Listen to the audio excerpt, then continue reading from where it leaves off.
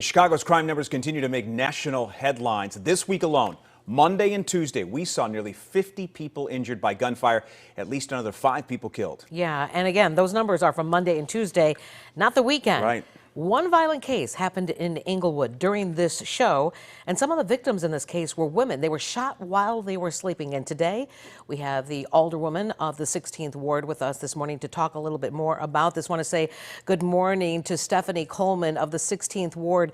Good morning to you. Thank you for coming on.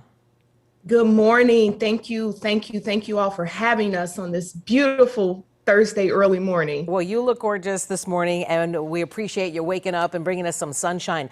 Let's talk a little bit about what happened out there.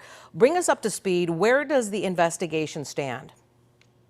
Well, the investigation stands that we know that there are 8, at this point, 9 shootings. This was a mass shooting.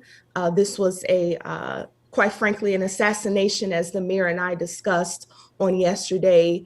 But I want to focus specifically on the 3 women, the 3 mothers, one graduate who should have graduated on yesterday, and the 8 children who are motherless on today, and the trauma that brings to not only our community, but another generation of motherless children. Right.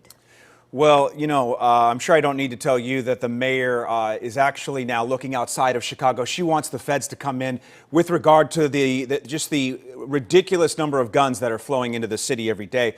The superintendent, he is pointing his finger squarely at the gangs. But you've got another argument. You say that this is largely a failure by City Hall to recognize the need for economic development. What would that do in your mind to improve the situation? Development brings forth investing in people, investing in our children to have a quality education, investing in a cohesive plan that requires investing in the local schools like Bass and Nicholson, who are without a broiler right now, investing in the local park where there's poor lighting, investing in neighbors who have provided intel to CPD since 2019. This has been a problematic building since November of 2019, and it were the neighbors that have been calling, that have been attending their beat meetings. But until, unfortunately, a mass shooting, which, by the way, urban mass shootings versus a white suburban mass shootings are narrated very differently. I just want to remind people of that. This was a mass shooting that will affect another generation. Children are motherless 2 days later. Yeah, and thank you for driving that point home. We have children who are going to go through life without the guidance of a mom. I'm going to ask you this. Are you disappointed at all that the mayor is just now calling for federal help? I mean, 2 years ago, President Trump did offer federal help with the growing crime, and she rejected it. I want to ask you, what are your thoughts on this 2-year delay and the lives that have maybe been lost during that time? I think disappointment is an understatement, but I'm not disappointed in the mayor. And we're to a point where if we keep pointing the fingers, we'll never get anywhere. Right now, it's time for healing. It's time for a collective long-term vision that's going to require lots of love, lots of patience, and know that there's been generations of disinvestment in communities on the South and West Side, and specifically Englewood. We have to proactively work together. I'm calling that the White House gives us help, not just taking guns off the street, but in a collective investment, that our governor, that our mayor, that our superintendent, no more of being on a defense and blaming. We have failed.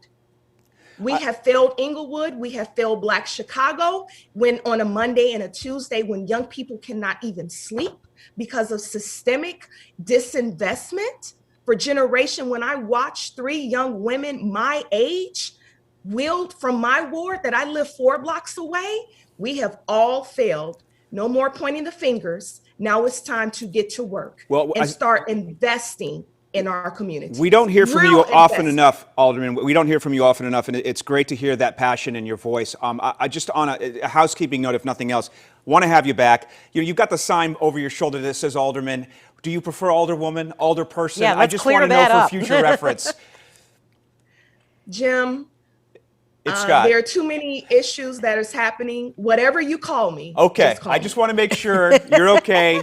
I'll stick with the rule for right now. Alderman, thank you so much. Obviously, very serious topic of discussion, and we hope we can bring it back on, and hopefully under maybe some better headlines going forward. Thanks so much for your time. Thank you Yeah, all. Have a thank blessed you. day. And stay safe.